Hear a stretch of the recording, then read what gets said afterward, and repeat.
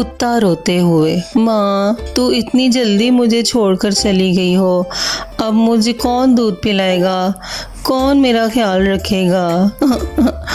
Tommy अभी बिल्कुल छोटा था और इसकी माँ बीमार होने की वजह से मर जाती है।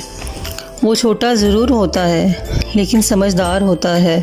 वो अपनी माँ की लाश को लेकर एक गड्ढे में दफना देता है और माँ को दफनाने के बाद टॉमी जंगल की तरफ निकल जाता है। वहाँ पर वो देखता है कि एक शेरनी सोई होती है। वो कभी इसकी पीठ के ऊपर चढ़ जाता है और कभी इसकी दुम के साथ खेलने लग जाता है। थोड़ी देर बाद शेरनी की आंख खुल जाती है और वो ज़ोर ज़ोर से दहाड़ने लग जाती है और कहती है, ठीक है, ज़्यादा रोने धोने की ज़रूरत नहीं है।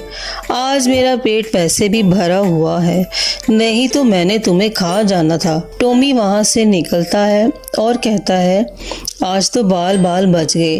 वो भूख की वजह से थक कर एक दरख्त के नीचे बैठकर रोने लग जाता है। तो एक चिड़िया उससे पूछती है, तुम क्यों रो रहे हो? तो टॉमी कहता है कि मुझे भूख लगी है, मैंने दूध पीना है। तो इस पर चिड़िया कहती है कि इस जंगल में तुमको दूध कहाँ से मिलेगा? मैं अपने बच्चों के लिए दाना लेकर आई हूँ, अगर तुमने वो खाना है तो मैं तुमको दे देती हूँ। इस पर चिड़िया जो अपने बच्चों के लिए दाना लेकर आई थी, इसमें से टॉमी को खाना खिला देती है। तो टॉमी खाना खाकर चिड़िया और उसके बच्चों के साथ रहना शुरू कर देता है। उधर जंगल में शिकारी आते हैं और शेरनी को पकड़ने के लिए जाल बिछाते हैं। जैसे ही शेरनी इधर से गुजरती है तो वो जाल में फंस जाती है। एक शिकारी कहता है कि ये फंस गई है, अब हम गाड़ी लेकर आते हैं और इसको लेकर जाते हैं।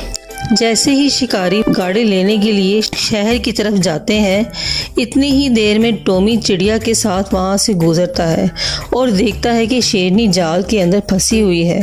शेरनी को कैद के अंदर देखकर टॉमी कहता है कि मैं इसको बचाऊंगा। जिस पर चिड़िया कहती है, तुम पागल हो गए हो, तुमको पता नहीं कि ये खूनी जानवर होते हैं, जैसे ही तुम इनकी जान बचाओगे ये तुमको ही खा जाएगी। इस पर टॉमी कहता है कि नहीं, इसने एक बार मेरी जान बख्शी थी तो अब मैं भी इसकी जान बचाऊंगा। और टॉमी दरख्त के ऊपर चढ़कर छलांग लगाकर जाल के ऊपर आ जाता है और शेरनी को बचाने की कोशिश करने लग जाता है। थोड़ी ही देर में टॉमी ने जाल को काट दिया और शेरनी को आज़ाद करा दिया। जिस पर शेरनी इसका शुक्रिया अदा करते हुए कहती है कि तुम बहुत बहादुर हो। तो इस पर टॉमी कहता है कि बहुत शुक्रिया आपका, अब मैं चलता हूँ। इस पर शेरनी कहती है कि तुम कहाँ जा रहे हो, इन शिकारियों को सबक नहीं सिखाना? इस पर टॉमी हंसकर कहता है, हाँ कि सबक सिखाना तो बनता है।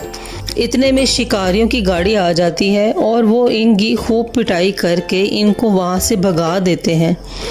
इसके बाद शेरनी ने टॉमी को अपना बेटा बना लिया और वो दोनों ही हंसी खुशी जंगल में रहना शुरू कर देते हैं। मज़ीद कहानियाँ देखने के लिए हमारे चैनल को ज़रूर सब्सक्राइब करें। शुक्रिया।